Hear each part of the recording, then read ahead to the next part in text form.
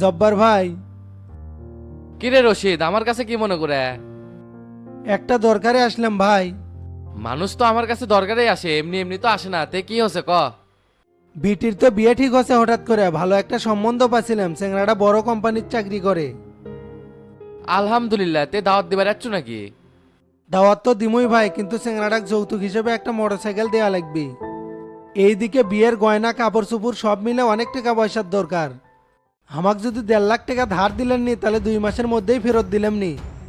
ও এই কথা। আমি কিন্তু কাউকে এমনি এমনি টাকা ধার দেই না, সেটা তো জানিসই। জানি, সুদের উপরই লিবে রাখছি, তে কেমনে কি করা লাগবে কন।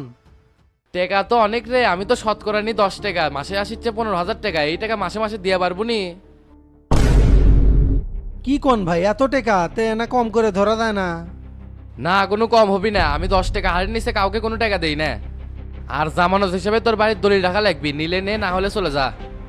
ঠিক আছে ভাই, বেকাদে যেহেতু পড়ছি টাকা তো লয় লাগবে, কিন্তু আমি তো এখন বাড়ির দলিল নিয়ে আসিনি। তাহলে বিকালে আমার গদি ঘরে আসিস, দলিল নিয়ে টাকা দিয়ে দেবনি। আচ্ছা ঠিক আছে ভাই, আমি আসমনি। আর শোনে, টাকা দেওয়া নিয়ে কোনো ঝামেলা করা যাবে না। 1 থেকে 5 তারিখের মধ্যে লাভের টাকা দেওয়া লাগবে। আচ্ছা ভাই, তা দিমুনি। আমার বহুত বড় উপকার হলো ভাই, এই টাকাটা না পেলে আমার মেয়ের বিয়ে আটকে গেল নি। আমি তো মানুষের উপকার করার জন্য বসে আছি, তাও কিছু শালার বেটা কয়া বেড়ায় আমি নাকি মানুষের রক্ত চুষি। তুই কত রশিদ, টাকা দিয়ে উপকার করা কি কোনো রক্ত চুষা হলো? আজকালকার যুগে বেকাদার সময় কেটে টাকা দেয়। আমি না হয় টাকা আনা বেশি নেই, কিন্তু মানুষের যে উপকার হচ্ছে সেটা তো বোঝে না। হোক ভাই, মানুষের কোথায় তো কান দিয়ে লাভ নাই। মানুষ উপরে উপরে অনেক কথাই কবি, কিন্তু 10 টাকা দিয়ে সাহায্য করবি না। আচ্ছা ঠিক আছে, এখন চলে যা, বিকালবেলা কাগজপাতি নিয়ে চলে আসিস। ঠিক আছে ভাই।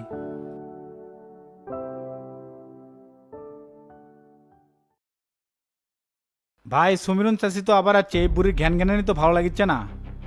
উল্লে নাটক করে লাভ নাই, টাকা দিয়ে পারে না কৃষক আছে আবার। এ উল্লে ঘ্যান ঘ্যানানি শোনার দরকার নাই, তুই সামনে এসে বসে, তো তোর সাথে অনেক হিসাব নিকাশ বাকি আছে। ওই বুড়ি তো করছে 2 মাসের মধ্যে নাকি সব টাকা শোধ করে দিবি। আর কোনো সময় হবি না, 1 লাখ টাকা কি চারটিখানি কথা আছে, কোলেই শোধ করে ফেললো। বয়স্ক মানুষ, কামাই কাজি নাই, স্বামীও মরে গেছে, কুত থেকে দিবি? এ তুই বাসুর সহ গরুটা আজকে হাটে বেচে দিব। বাবা জব্বার, আপনি তো দেখিচ্ছে আচ্ছা লোক, মানা করা সত্ত্বেও ভেতরে ঢুকলেন, জান এখন এর থেকে। এ দাঁড়া, দেখেন চাচি, এটা এসে কাম হবি না। আপনাকে বহুত দিন সময় দিছি, টাকা দিয়ে পারেননি তাই গরুলে চলে যাচ্ছি।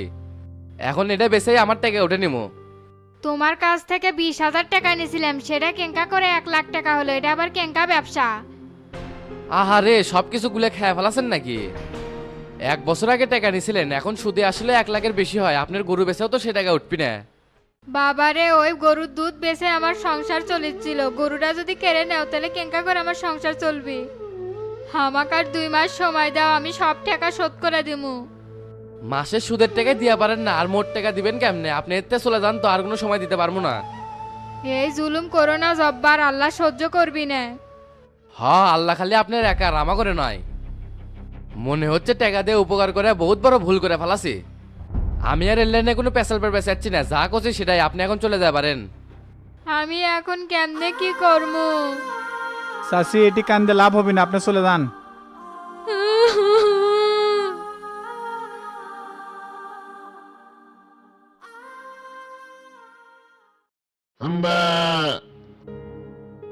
এ মতলু, এ গরুটা আজকে হাটে বেচে দে, এটা আর রাখা যাবি না।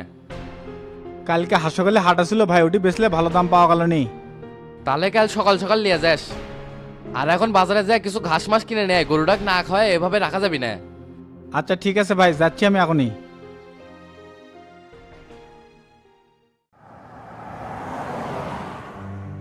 ভাই আসসালামু আলাইকুম।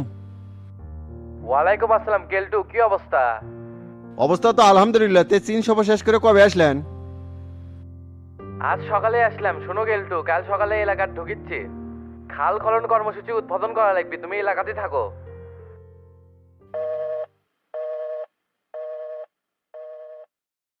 বস, মন্ত্রী সাহেব আসছে। সেটাই তো কলো, এলাকার খালগুলো বলে নতুন করে খনন করবি, সেটারই উদ্বোধন করে আসছে। নেতা করে মাটি বেচার হরি লুট বেঁধে যাবি না? এক সালে তো এলে টাকা খাওয়ার জন্য হা করে বসে আছে। খাওনি বেশি করে, কেলটুর এলাকায় টাল্টি বেল্টি করে কোনো লাভ হবি না। এই মাটি খেকো হারামিদের এবার অন্যভাবে সাইজ করবো। কেরে শাকিল, বাসাতকে আজকেও রান্না হয় নাই? না তো বস, সমীরন চাষি তো গতকাল থেকে আসিচ্ছে না। কি কোষ খোঁজ নিছিল আবার কোনো অসুখ হলো না তো? আমার কাছে যে নাম্বার আসছিল সেটা তো বন্ধ, তাই আর খোঁজ নিবার পারিনি। চাষির বাড়ির দিকে চলক তো নিশ্চয়ই কোনো সমস্যা আছে, যা দেখে আসি। আচ্ছা বস, ঠিক আছে।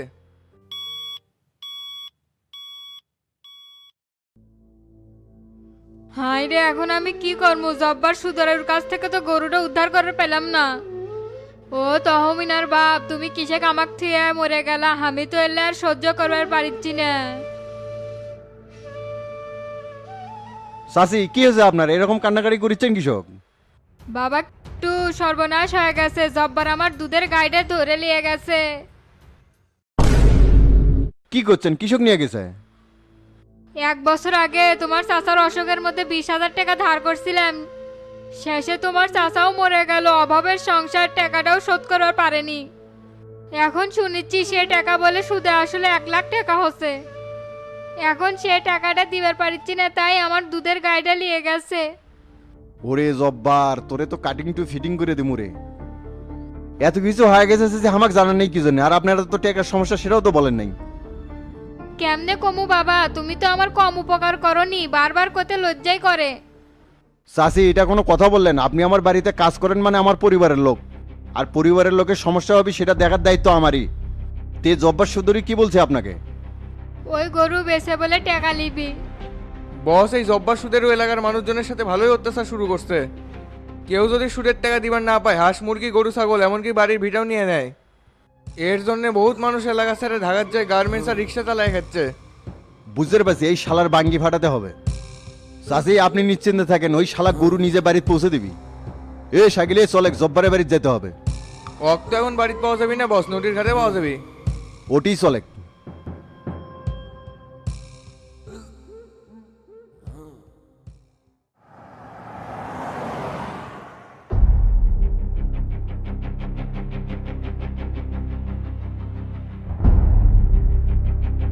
কি ব্যাপার, একটু এদিক কোনটি আসিচ্ছে ঘুম ঘুম করে? কারোর সাথে কোনো ঝামেলা হলো নাকি? কিরে, আমার দিকেই তো আসিচ্ছে।